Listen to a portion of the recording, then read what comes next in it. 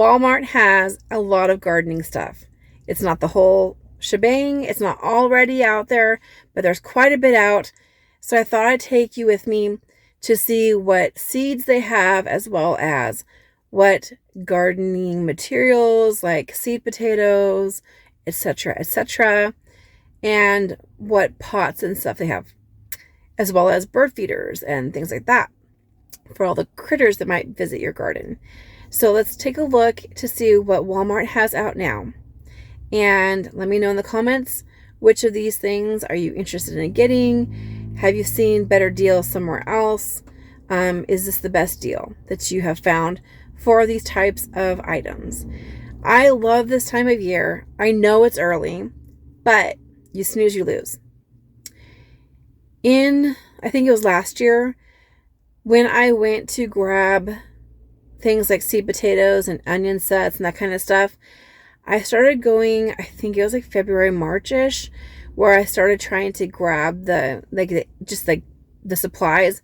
And of course, I'm not planting at that time, but I wanted to make sure I had them. And they did not look so great. So I decided to go ahead and try going a little bit earlier. They did have quite a bit out, and I did grab some stuff. Yes, you know I did. I'm counting that as my grocery shopping. I think that's fair. I mean, they're going to have food crops, right? So it counts as groceries. I mean, I think people can use their food stamps for some gardening stuff, some seeds and so forth. So I think it counts as groceries. Let's go take a look and see what I got from Walmart. And also, I didn't get everything, obviously. What they have that is worth taking a look at. Right away, I found these really funny seeds. They're Sasquash, winter squash. Isn't that hilarious? They're a type of butternut that has a lot more flesh. And they're called Sasquash. So I had to obviously get some. And it reminds me of the Tahitian melon squash, which I got seeds for. And those are also a type of butternut. So I'm going to do a comparison.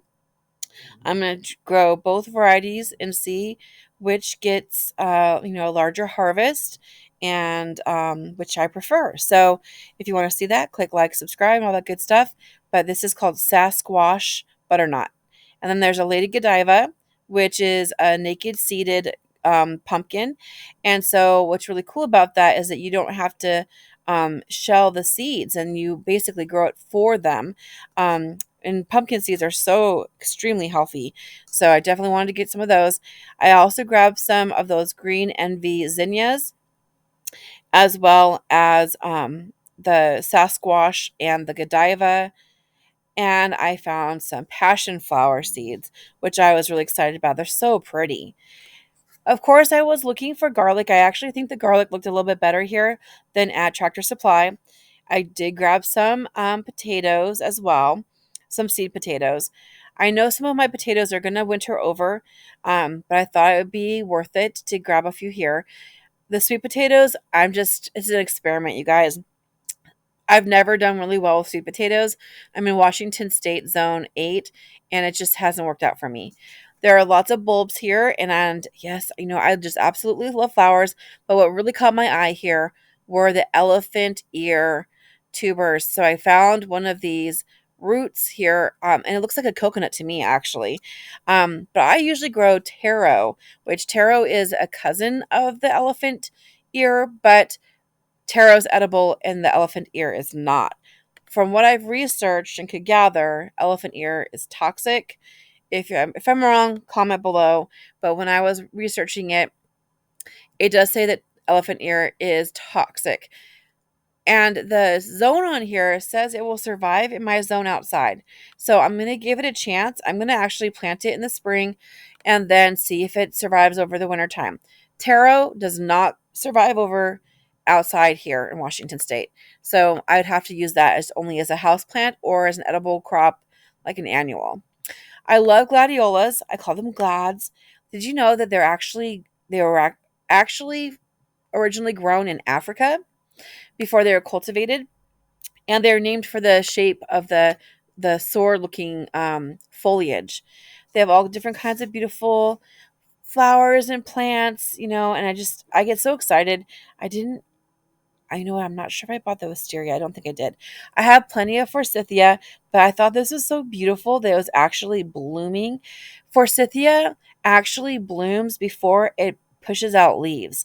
And so it's a wonderful thing to have in the landscape. Um, because of that reason, it's also a really great permaculture plant. Here we have some raspberries, and I had a whole patch of raspberries, but they got overtaken with weeds. And I decided to start planting the raspberries in really giant pots to be able to control the weeds because that just got out of control and they were competing with them, and it didn't work out very well. The pots here, I was actually impressed with the prices. This kind of takes me back a few years because I used to be able to find pots relatively like reasonably priced. And even if you go to like Value Village or Goodwill, you will pay more than if you buy them new. Now, I do like sometimes going to those secondhand stores because you're going to find something really unique and different. But I was pretty impressed with how cute these pots are. Now, I don't think I would use these outside. These would be for houseplants. I especially like this one here. It reminds me of Holland in Germany with that dark blue contrasted with white. I was here with Reba, the gardening artist, and she thought that the bubbly shaped pot was super cute. And I did not buy any pots because I do have some plants, eventually die, even if they're perennial and even if they're house plants and they last several years. But if you've been gardening or and having house plants for like decades, you'll end up having an empty pot or two. So before I buy any more pots, unless they're like 50 cents, I'm going to try to use what I already have and make sure that I have space for everything. And I did get an eye. My eye is open. Like didn't buy everything I saw, which is new to me. But I did kind of take a mental inventory of if I need this, I know where to get it. I did like that weed barrier or cloth, and I do think I might come back and get some at a later time for my greenhouse from polytunnel because the weeds there are driving me crazy. These little kits here are adorable. Now, some of them not quite sure. Like you're not going to be able to grow a giant sequoia. Um, the kit itself, I mean, it's not going to be like tiny. So you kind of have this idea, okay, well, this is tiny little container, but a sequoia is going to be giant and massive at some point.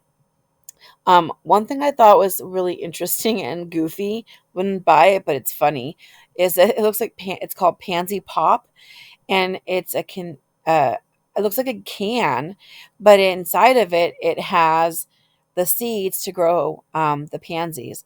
So it's super cute and funny. That might make a good gift, like a little goodie bag for a gardener. I don't think a gardener themselves would buy it, but I think it would be really adorable. It's not really a drink, but it's super cute.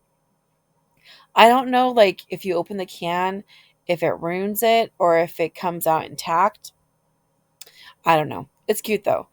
And they have all these different little kits here. These might make a nice little Mother's Day gift. Just thinking aloud. Now, I thought this is weird because, like, obviously you're not going to grow a sunflower in a pot that small. You might start them.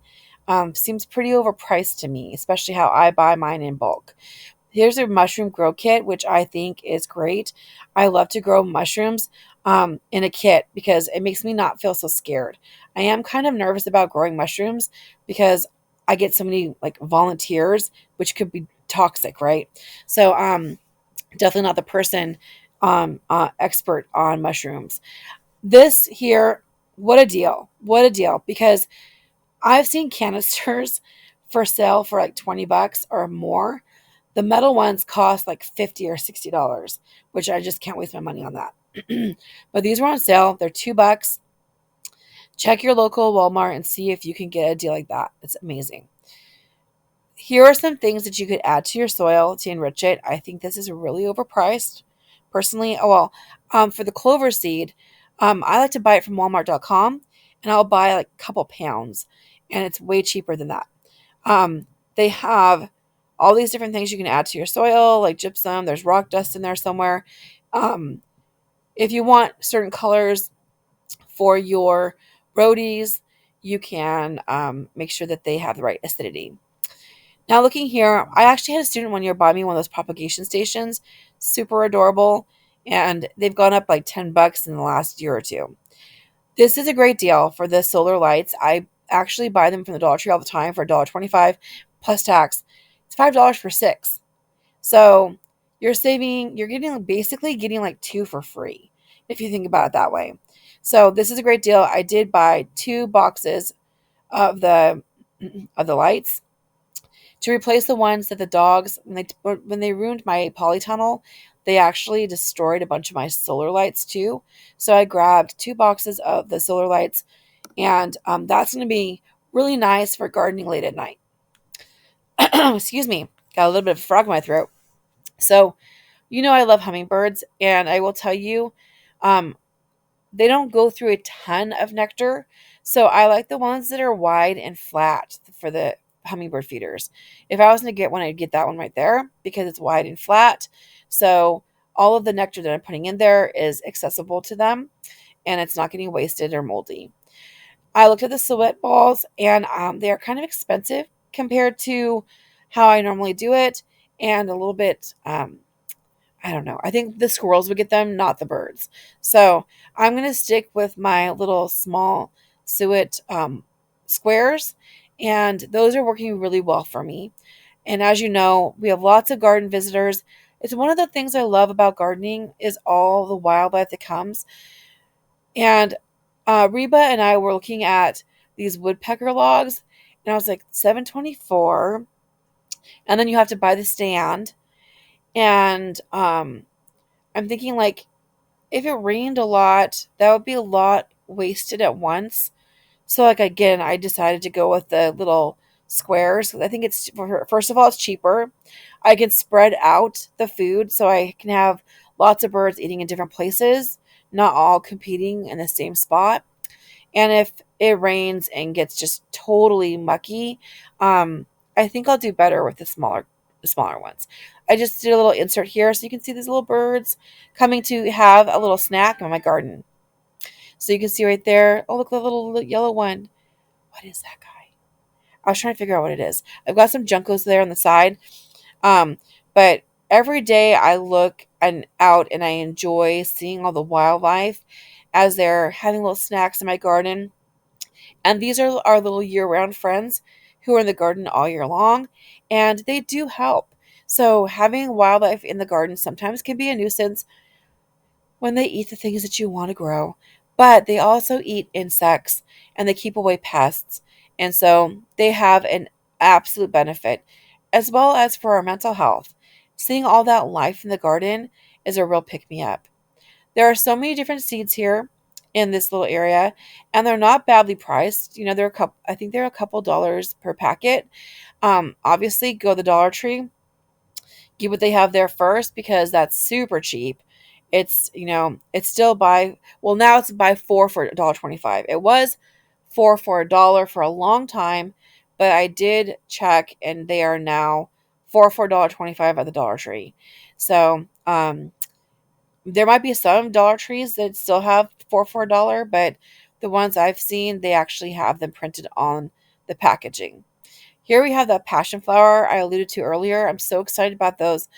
They're absolutely beautiful. Nasturtium are some of my favorite edible flowers. They're kind of spicy, have a little bit of a pepper kick to them, and they're really beautiful. And sunflowers. I'm gonna do like a Van Gogh kind of garden this year, I think, because I want to have a lot of different sunflowers. I just love it. I actually named my oldest son after Van Gogh. Um, so I was really like obviously obsessed with his art. So that's really beautiful. Anyway, I think it'll be great to have some living art. Like I've never had the knack for I always had an appreciation of art, but never really a gift. So gardening is kind of my way of experiencing art in a way where I can kind of have a role in it. So it's kind of an art in itself, isn't it? So look here at the all those garden seeds, so many different kinds of vegetables, beans. Um, I don't need any more beans. If I was going to recommend one kind of bean, I would recommend dragon's tongue just because it's so easy. So easy to grow and also beautiful. I did a video recently about some different types of radishes and what did I grab here? What did I grab? I don't remember. Lots of different kinds of corn. You want to grow, if you can, a dent corn because they last so long. But I'm going to tell you what, us Americans, we love our sweet corn, don't we? Cherry tomatoes grow the best here. I've got like 100 types of tomatoes, so I didn't buy any this time. My husband loves the cucumbers. I've got plenty of that. Dill is wonderful. I've got like, oh, handfuls and handfuls of seeds that I collected from our own plants and also from some people who just wanted it out of their yard. I was like, what? Freebies. I love that.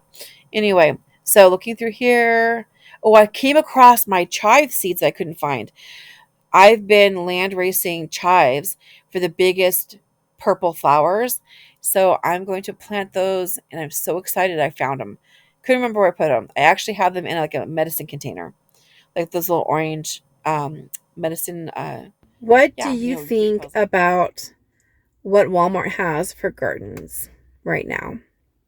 Are you getting excited? Did you see anything that was that piqued your interest? So I also decided to go to Tractor Supply, and in my next video, or in the next video or two that comes up, I'm going to be sharing with you what I got and what they had at Tractor Supply. And I'm going to do a little bit of a price comparison between what I got from Tractor Supply versus Walmart to see what's the better deal.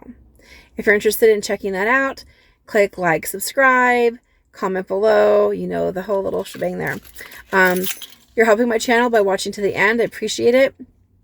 It really helps the algorithm if you comment and like and share. All right, everybody, be good, be sweet, grow a garden if you want to eat, and I will see you again soon.